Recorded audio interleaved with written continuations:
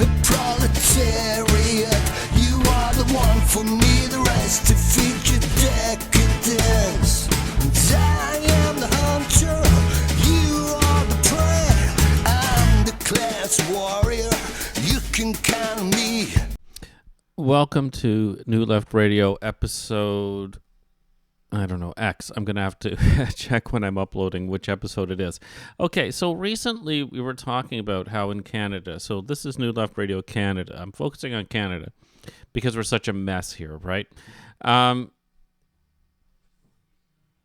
was talking about how we are increasing capital gains. And this may sound strange, the tax for capital gains, right? And it may sound strange from a left-wing channel to be like, well, this is not necessarily the direction that we want to be going in. And the reason for that being that our productivity is already suffering here. I'm convinced now on a brain drain path. I heard the Liberals say just recently that if doctors leave Canada because we're now taxing the savings that they've put away that are going to be considered capital gains for later on in life, that's fine if they leave because we're just going to encourage more people to come to Canada, and we're going to allow them more easily to become doctors if they're doctors from somewhere else, which is fine. But it seems very backwards for a country to say, yeah, if you don't like it, you can leave. But that seems to be the approach that we're taking here, right? And it's a very blanket capital gains thing. You know, they say it's over $250,000 in a single year. But I mentioned in my previous video that some people wait 10 and 15 years on their investment for that to finally pay out, right? So it's not at all similar to the CEO of a company who's generally just getting stocks so that he doesn't, instead of payment, so that he doesn't have to pay as much tax as the regular person that is paying income tax. It's a very different thing. But anyway, that's a whole other story. But the fact is this: the United States is now saying that they are going to tax capital gains more heavily as well. And so there's a few things that we can take from this. One is that, well, people are fed up with CEOs paying a lower form of tax than workers, right, when they're already wealthy. And you have to wonder what drives that. That's a story perhaps for another day. But the other thing is that, well, in the United States, do they not want people to take those risks? Because when you support an entrepreneur and you throw money at these things, you know, part of it is that you want to get wealthy from this, and the entrepreneur wants to succeed and create a lot of jobs and get wealthy. Bad entrepreneurs just want to get wealthy, right? And they do exist. You know, we are seeing it now, and I'll get onto that later. But I would think that in the United States, they wouldn't want to jeopardize, right, that type of thing, because the United States is in a very special position today because they have had so many entrepreneurs, right? They don't have a lot of social mobility in the United States, no matter what everyone talks about the American dream and stuff like that. But what they do have is a lot of entrepreneurs there.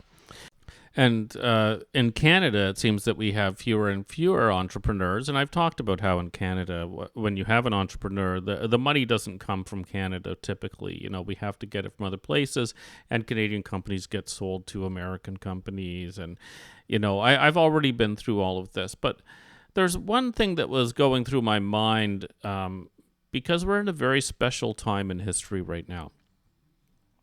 And something that was going through my mind is that in the United States, and in particular right now, this is not the economic climate that we had in the recent past. I'm saying 20 years, 20 to 30 years. Let's say since the corporatization of the internet. So that happened in the 1990s, right?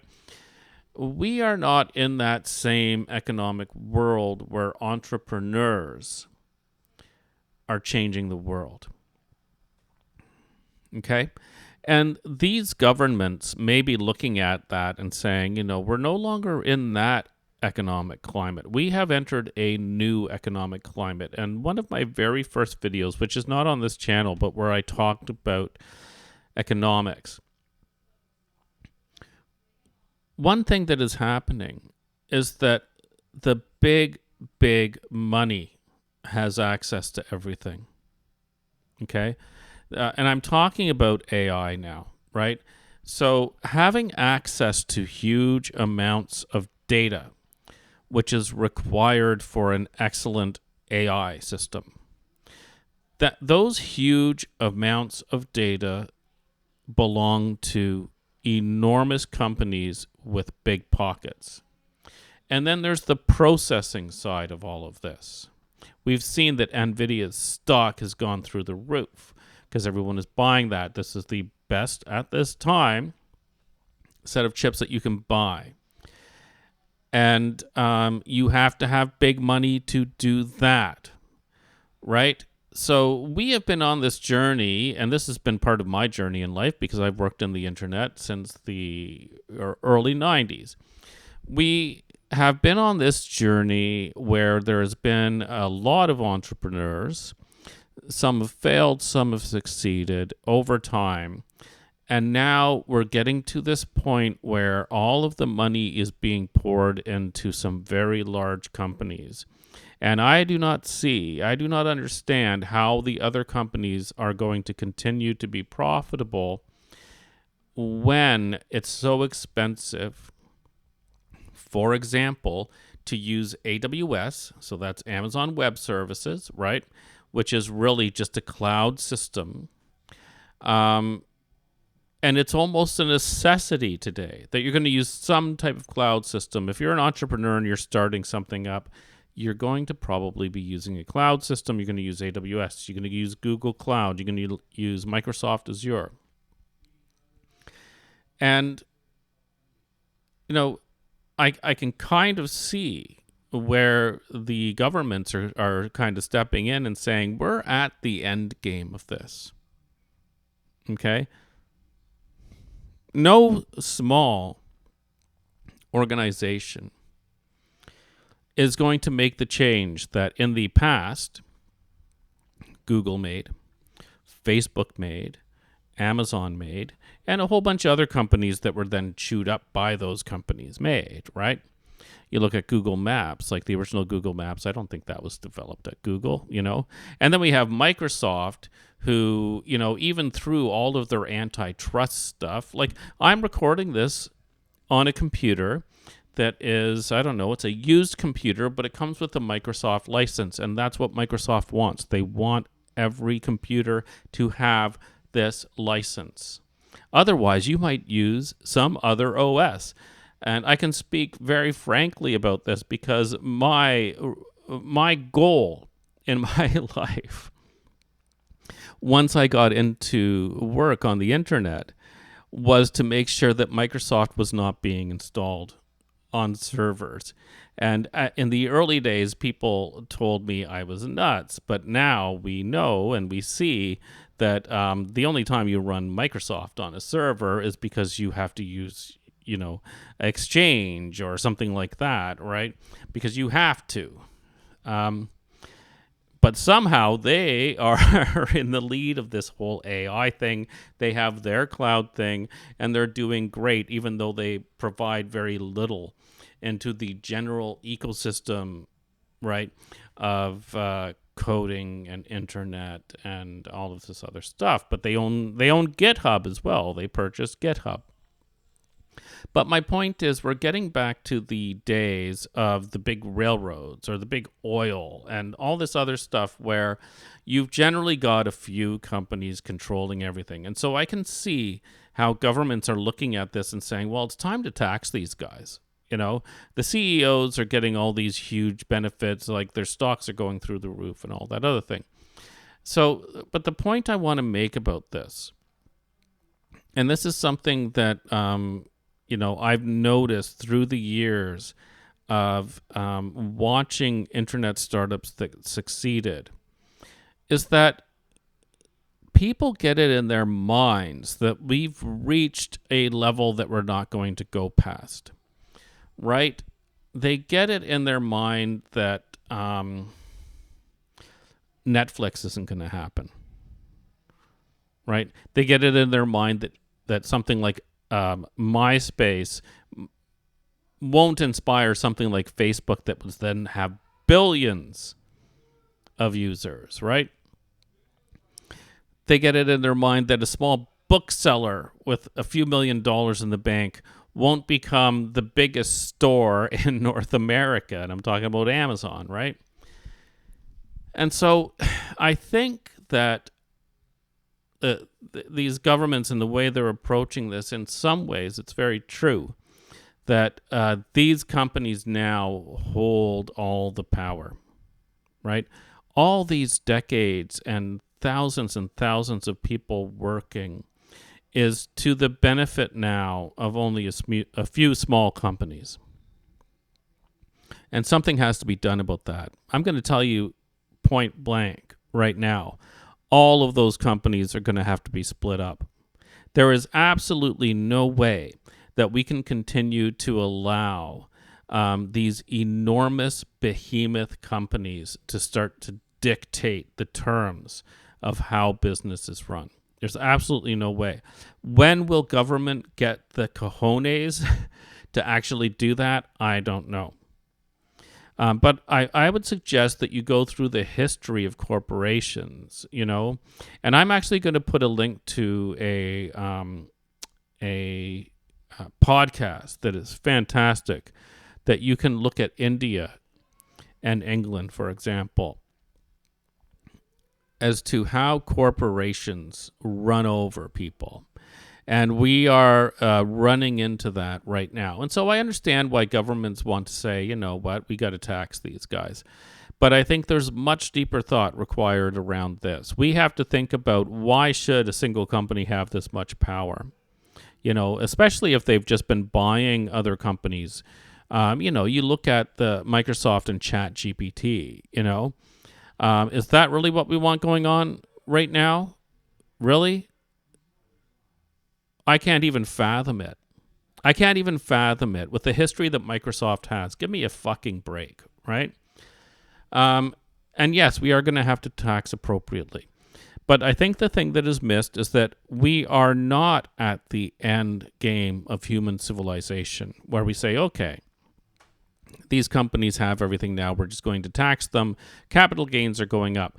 There are going to be new things in the future.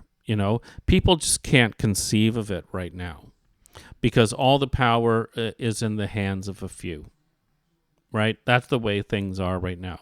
It's absolutely the worst situation to be in. After all these years of everyone working so hard, this is what we have now, right?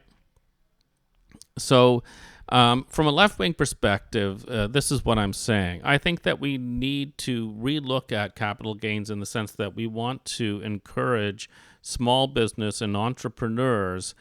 We want to continue to do that.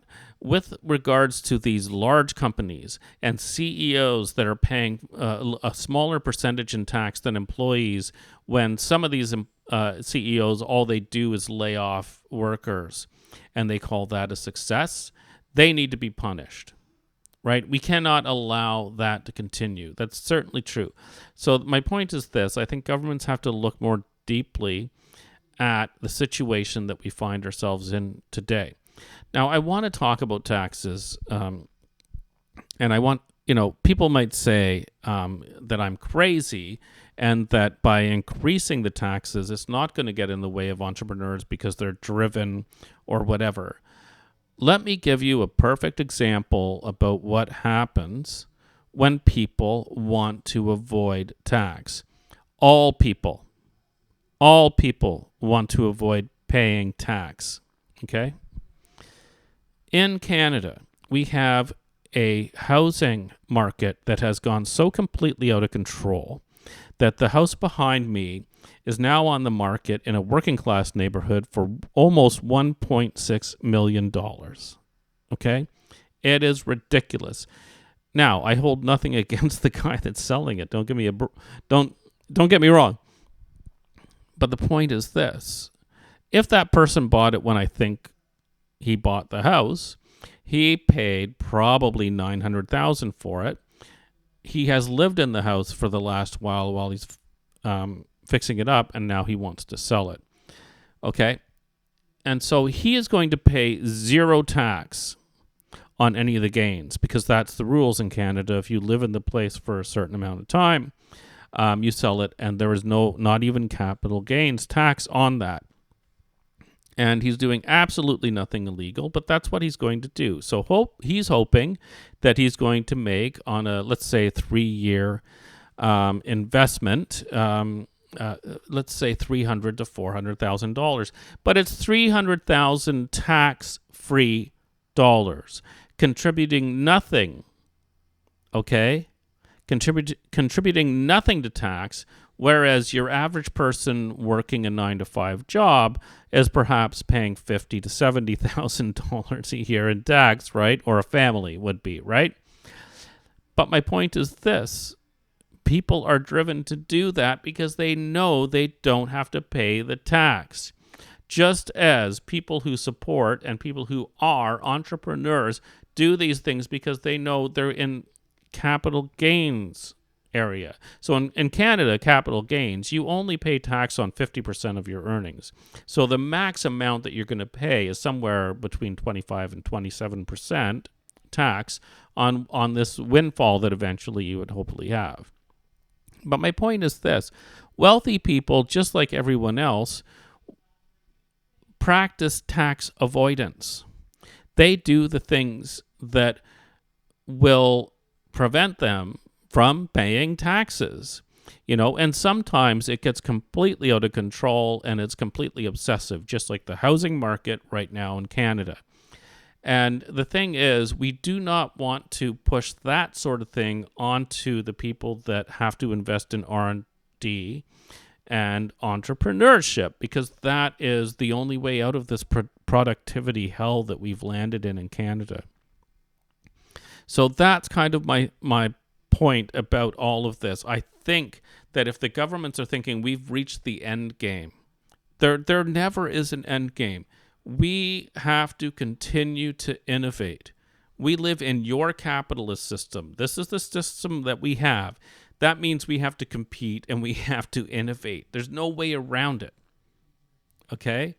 If we want to introduce, socialism as an economic system versus a government system, right? Okay, then we look at that. But I do not see that being the case, right? We are not doing that right now. So we have to figure out how to survive in this system that we have. So my point is this. From a Canadian system, I always thought this thing was wrong. I think we're heading totally in the wrong direction. We're getting bigger and bigger deficits. Everyone has to pay for this. The debt is getting bigger.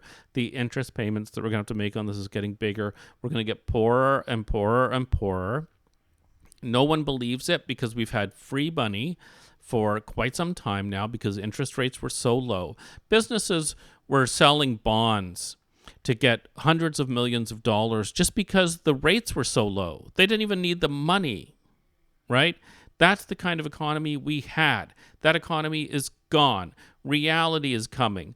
Anyone living in Canada today, get ready to live in the 1970s, where imported food was too expensive to eat, where you ate the food that was growing at that point in time, where you depended on canned food. Otherwise, you were not going to eat because things were too expensive, etc., etc. People have grown up in an era where this just didn't exist. Well, that era is coming back. And the less productive we are, the harder and harder it's going to be. So I know that I said in a few episodes ago that we have to come up with a plan around this. It's hard to even conceive of it because things are changing so quickly, But trust me, we've also seen in the United States now that the job creation has dropped way below what expectations were. So their pain is going to also be starting soon, and we're all going to have to look at what are we going to do now. And it's going to be a very delicate situation because, we have a lot of people teetering on the edge. Like in Canada in particular, I'm just seeing more and more messages every single day on Facebook of someone who has been displaced and they could end up living on the streets.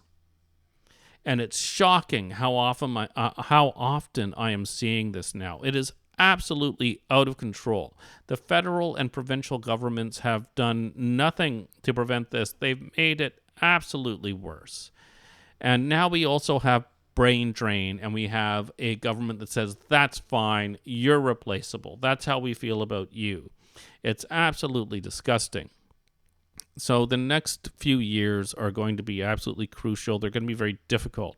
Everyone has to save as much money as they can. We don't know what's around the corner. Anyway, I will come back another time. Hey, maybe I'll have one subscriber at some point in time to talk about where things are going and still to try to come up with a plan. But there's so much madness out there. It's hard to come up with a plan. Thanks for watching. We'll see what's in the news over the next few months. Thank you.